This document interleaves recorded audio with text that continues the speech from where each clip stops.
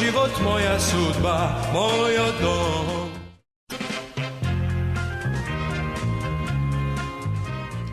Kako bilo vo Skopje pred 100 godini.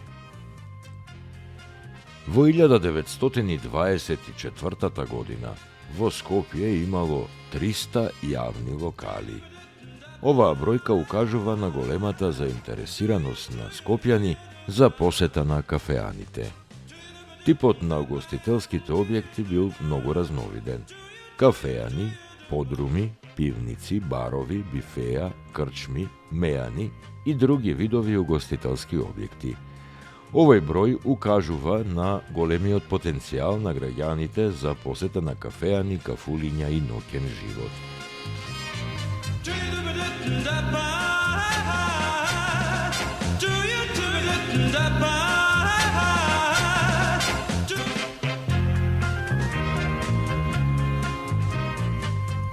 Pred 100 godini, 1924. godina, vo centralno to područje na Skopje, kako malo ili potočno kako gradski kvart, se formiral Bunjakovec.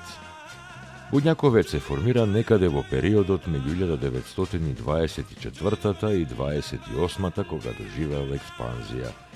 Kako i vo drugite skopski mala, taka i vo Bunjakovec, bogatite građani počnale da gradat golemi semejni kuki. Naselbata Bunjakovec postojala ušte od početok od na 20. vek, so ploštad od Makedonija i na mesto na bulevar od partizanski odredi. So tek na vremeto, dodeka Skopje rastelo, naselbata se trgnala od ulicata Partizanska i počnala da se urbanizira.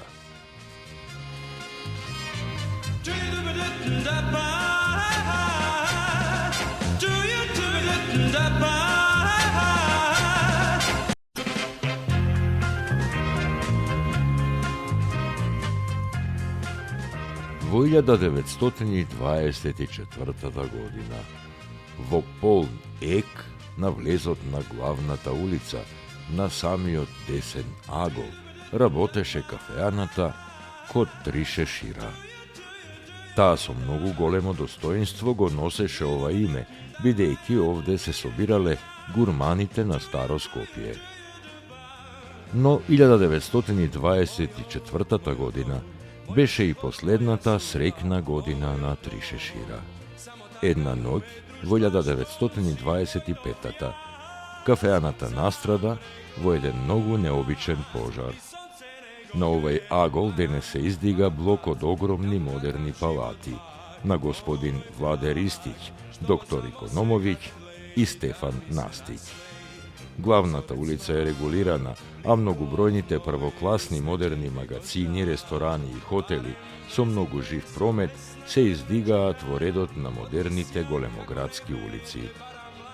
Причината за ваквиот брз развој на Скопје треба да се бара и во неговата географска положба и во условите за економско-културен живот од ослободувањето на Скопје по Втората светска војна. Главниот град на Македонија тогаш станал неоспорен центар и трговски, финансиски и културно просветен.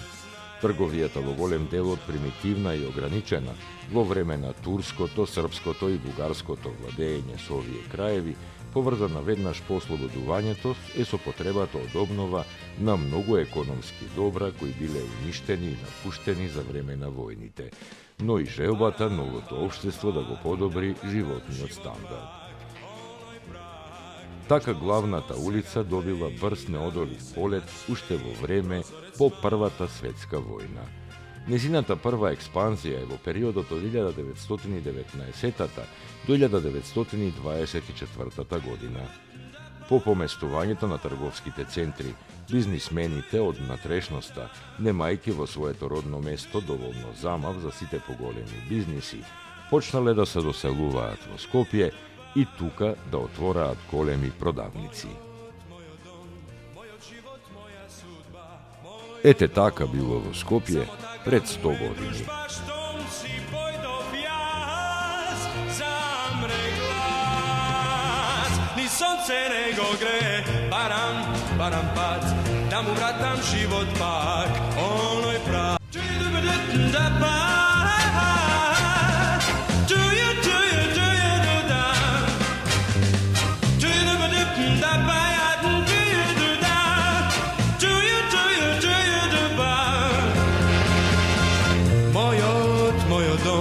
Moj život, moja sudba, moj dom.